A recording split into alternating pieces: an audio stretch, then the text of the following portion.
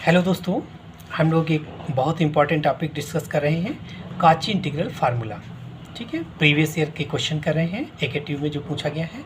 देखिए AKTU में paper code RAS 301 2019-20 में एक क्वेश्चन पूछा गया है।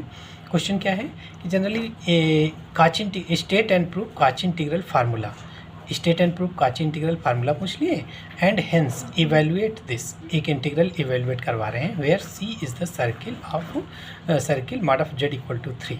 ठीक है, तो ज़्यादातर क्या होता है, स्टेट एंड प्रूफ पूछ लिया, काची इंटीग्रल फार्मूला और एक साथ में क्वेश्चन जोड़ दिए, अक्सर ऐसा पूछा जाता है। ठीक है, तो देखिए क्वेश्चन आपके सामने है। तो इसका स्टेटमेंट क्या है काची इंटीग्रल फार्मूला का statement, if F z is an analytic function inside and on a simple closed curve C and z equal to a b any point inside C, then fa is equal to 1/2 pi I integral over C fz upon z minus a dz। ये काची integral formula कहलाता है।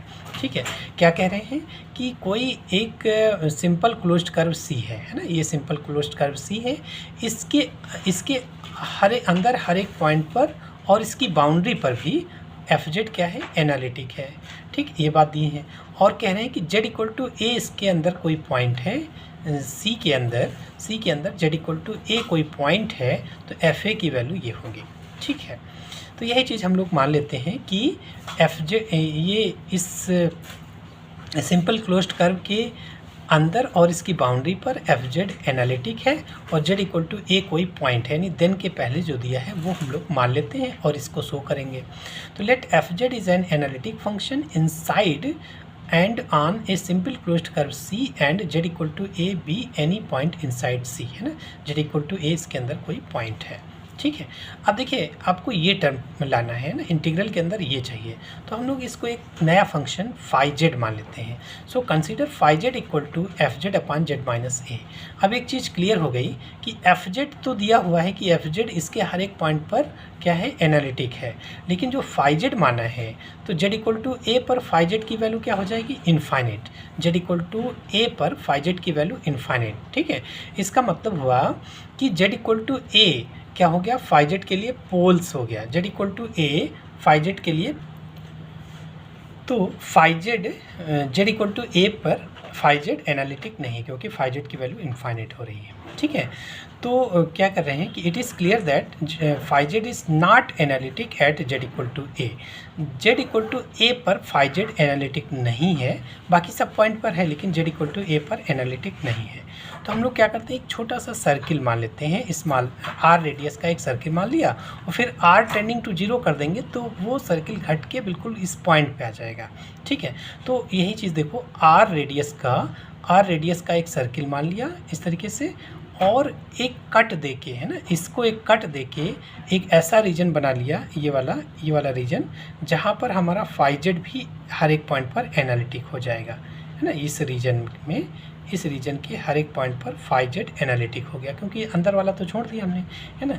तो ये एक cut देके इस ये जो पूरा रीजन था यहाँ पर एक सर्किल खींचा और फिर कट देके इस तरीके का रीजन बना लिए, है ना। ये चीज़ नहीं, ये कट है ना, यहाँ पे नहीं है, ये कट है। ठीक है, तो कट देके बना लिया। तो अब क्या है, एक वही we draw a small circle C1, इस सर्किल को, ये जो z equal to a point को कवर करता हुआ एक सर्किल खींचा, जेड इक्वल टू ए उसका सेंटर आर रेडियस है, उसको C1 बोले। इस सर्किल को हम लोगों ने क्या कहा है, C1, और C क्या है, इस जो ये सिंपल क्लोज्ड कर्व है वो C है। तो we draw a circle C1 with centre z equal to a and radius r, that is z minus a equal to r हो गया। अगर z minus a equal to r है तो z minus ए को हम लोग r e पावर आई theta कह सकते हैं, क्योंकि cos e पावर आई थीटा क्या होता है, cos theta plus i sine theta. तो mod of Z equal to क्या हो जाएगा, under root r cos square theta plus r square cos square theta plus r square sine square theta, जो कि are आ जाएगा। तो इसका मतलब अगर ये ऐसा लिखा हुआ है तो जेड माइनस ए, मॉड हटाओगे, जेड माइनस ए को हम लोग आर ई पावर आई थीटा लिख सकते हैं, कहीं भी ऐसा टर्म है तो उसको लिखा जा सकता है। तो जेड की वैल्यू क्या हो जाएगी, a plus R E power I theta. तो d Z equal to, differentiate कर लो, ए तो कॉन्स्टेंट है और ए कॉन्स्टेंट है, उसका डेरिवेटिव 0, आर फिक्स है, इस सर्किल के लिए आर फिक्स है तो आर भी कॉन्स्टेंट हो गया। तो ई पावर आई थीटा का डेरिवेटिव इंटू आई ई पावर आई थीटा डी थीटा हो गया डी जेड की वैल्यू। तो बाई काची extension of Cauchy integral theorem, काची इंटीग्रल थ्योरम क्या कहती है कि कोई सिंपल क्लोज्ड कर्व सी है, कोई सिंपल क्लोज्ड कर्व सी है, उसके अंदर अगर कोई पोल है तो integral over C F Z D Z equal to integral over C one F Z D Z ही होता है।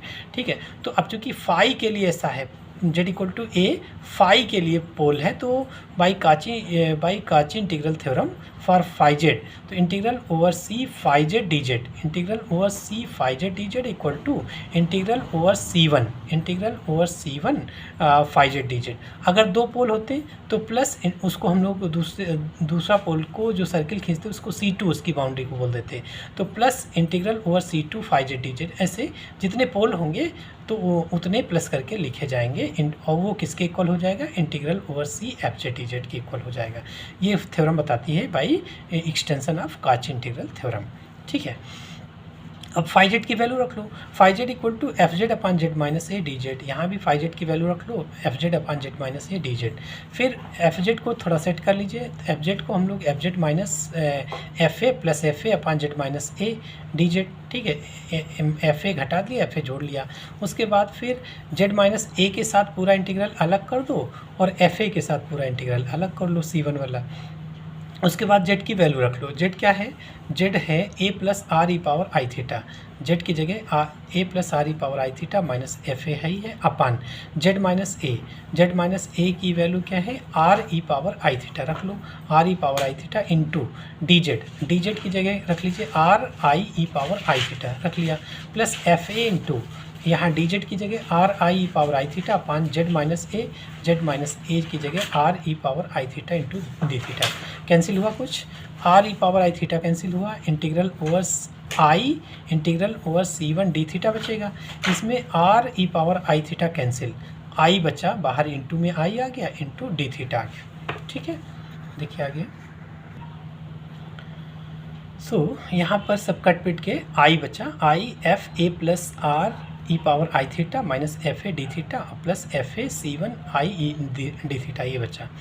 अब taking limit r tending to zero कर लिया, आर टेंडिंग टू जीरो क्यों किया, क्योंकि देखिए जेड इक्वल टू यहाँ पर जो जेड इक्वल टू ए और आपने एक सर्किल खींचा था ना, ये सर्किल आर रेडियस का, हम सर चाहते हैं कि ये सर्किल एकदम छोटा हो जाए, ये सर्किल एकदम छोटा हो जाए, केवल z equal to a separate हो, तो आर टेंडिंग टू जीरो कर देंगे तो ये सर्किल बिल्कुल घट के एक पॉइंट हो जाएगा, जेड इक्वल टू ए है ना, जेड इक्वल टू ए केवल सेपरेट होगा, बाकी सब इसी रीजन में आ जाएंगे। तो हम लोग आर टेंडिंग टू जीरो ले लिया, taking limit r tending to zero we get, तो जैसे ही आर टेंडिंग टू जीरो ले लिया तो ये आर जीरो रखते ही ये तो जीरो हो गया, तो एफ ए आ गया, F A minus F A मतलब ये पूरा जीरो हो गया, ये जीरो हो गया, plus F A into integral over C one i d theta, C one हटा के लिमिट रख लो, सी वन क्या है, एक सर्किल है, सी वन क्या है, एक सर्किल है जो पोल को कवर किया था, तो पूरे सर्किल के लिए लिमिट सी वन हटा के लिमिट रख लो, तो थीटा की लिमिट कहाँ से कहाँ तक जाएगी, 0 से 2 पाई डी थीटा, और आई तो यह ही है, तो एफ ए इंटू आई, और इसकी वैल्यू क्या हो गई 2 पाई, तो 2 पाई आई एफ ए हो गया, इसकी value integral over C F Z upon Z minus A D Z की वैल्यू। तो एफ ए की वैल्यू क्या हो गई, f a is equal to 1/2 pi i integral over C F Z upon Z minus A D z. यही formula क्या कहलाता है, काची इंटीग्रल फार्मूला है ना, ये काची इंटीग्रल फार्मूला कहलाता है। अब देखिए क्वेश्चन जोड़ दिए हैं इसी में कि integral over C cos pi Z square upon Z minus one Z minus two D Z, फेयर सी क्या है, C is the circle mod of Z equal to 3। ये क्या बताता है कि एक सर्किल है जिसकी रेडियस 3 और सेंटर क्या है 0 पर, जेड इक्वल टू 0 है ना, सेंटर 0 पर है, तो सेंटर 0 पर और 3 रेडियस का एक सर्किल, ये सी है ना, इसको हम लोगों ने सी कहा है, तो सी ये सिंपल क्लोज्ड कर्व सी हो गया, और mod of Z equal to 3 इसकी इक्वेशन हो गई। अब पोल्स देखिए, जेड इक्वल टू 1, इसके पोल्स क्या होंगे, तो इसका डिनोमिनेटर 0 करो तो उससे पोल्स निकलेगा, तो ये इसको 0 करोगे तो जेड इक्वल टू 1 आएगा, इसको 0 करोगे तो जेड इक्वल टू 2, तो z equal to 1 and z equal to 2 are simple poles simple क्यों? क्योंकि इसकी पावर 1 है ना, इस दोनों की पावर 1 है तो इसलिए simple pole. Which lies inside C, क्या दोनों पोल सी के अंदर लाइज कर रहे हैं? जो सर्किल खींचा है 3 रेडियस का उसके अंदर दोनों पोल हैं। तो देखिए z=1 ये पोल है, z=2 पोल को क्या करते हैं, एक छोटे से सर्किल से राउंड कर देते हैं और उसको C1 और C2 किसी भी को C1 किसी को C2 मान सकते हैं। तो z=1 और z=2 ये दो पोल हैं जो कि इसी के अंदर लाइज कर रहे हैं। तो by extension of Cauchy integral theorem क्या होता है कि integral over C F z equal to integral over C1 f z plus integral over C2 f z. Integral over C1 f z यही पूरा है ना, एफ जेड और plus integral over C2 f z. लेकिन यहाँ पर जो C1 के लिए लिख रहे हैं तो C1 के लिए हम डिनोमिनेटर में क्या रख लेंगे, पोल क्या है, z=1 पोल है। तो इस केस में डिनोमिनेटर में केवल यही रखेंगे, बाकी सब न्यूमरेटर में भेज देंगे। तो बाकी ऊपर चला गया, प्लस दूसरा पोल z=2 का है तो z-2 डिनोमिनेटर में रखेंगे, बाकी सब न्यूमरेटर में भेज दिया तो ये न्यूमरेटर में हो गया अपॉन z-2 dz। अब ये क्या हो जाएगा, देखिए इस इंटीग्रल की वैल्यू क्या हो जाएगी 2πi इंटू एफ ए किससे निकलेगा, एफ जेड से। तो बाई कॉची इंटीग्रल फार्मूला इस इंटीग्रल की वैल्यू क्या हो जाएगी 2πi इंटू F1 है ना, एफ ए। यहाँ देखिए ए है तो ये एफ ए कहा गया है। तो यहाँ पर अगर 1 है तो ये हो जाएगा आपका 2πi इंटू F1 है ना, देखिए थोड़ा ब्लर आ रहा है, अब सही हो गया, 2πi into F1 plus 2πi इसके लिए क्या है, ए की वैल्यू 2 तो 2πi into F2। F Z दोनों के लिए अलग अलग है, इसके लिए एफ जेड ये बनेगा और दूसरे के लिए एफ जेड ये हो जाएगा। तो निकाल लो 2πi इंटू एफ जेड ये है और आपको क्या चाहिए F1, तो z की जगह 1 रख लो, इतने में z की जगह 1 रख लो तो क्या हुआ, z की वैल्यू 1 मतलब cos पाई की वैल्यू क्या होती है -1 अपान z की जगह 1 रख लो तो 1 - 1 तो -1 हो गया, प्लस 2πi इसके लिए fz क्या हो जाएगा, fz की वैल्यू ये हुआ और z की जगह 2 रखना है, तो यहाँ 2 रख लो तो कितना हुआ 2² मतलब 4 cos 4 पाई का मतलब cos 0, तो cos 0 की वैल्यू 1 होती है, ठीक है, cos 0 की वैल्यू 1 अपान z की जगह रख रहे हैं 2 - 1 का मतलब 1 हो गया, तो 1/1 फाइनली 1 हुआ, तो माइनस प्लस ये भी 2πi प्लस 2πi मिला के 4πi हो गया। So integral over C cos पाई z² अपान z-1 z-2 dz की वैल्यू क्या हो गई 4πi है ना। ये जो सर्किल दिया था इसके लिए हुआ, अगर सर्किल का छोटा बड़ा करेंगे तो वैल्यू बदलेगी है ना। मान लीजिए हम सर्किल ऐसा खींचते तो केवल एक ही पोल इसमें लाइज करता, या सर्किल ऐसा दिया होता कि उसमें कोई पोल नहीं होता तो उसकी वैल्यू तो 0 आ जाती बाय कॉची इंटीग्रल थ्योरम, ठीक है। तो इस तरीके से क्वेश्चन कॉची इंटीग्रल फार्मूला पर लगते हैं, बहुत ही इंपॉर्टेंट टॉपिक है, इसको आप अच्छे से कवर कर लीजिए। कॉची इंटीग्रल फार्मूला है ना, स्टेट एंड प्रूफ तो बिल्कुल तैयार रखिए कॉची इंटीग्रल फार्मूला का, state and proof Cauchy integral formula और साथ में क्वेश्चन जोड़ देते हैं, ट्रेंड यही है, ठीक। Thank you.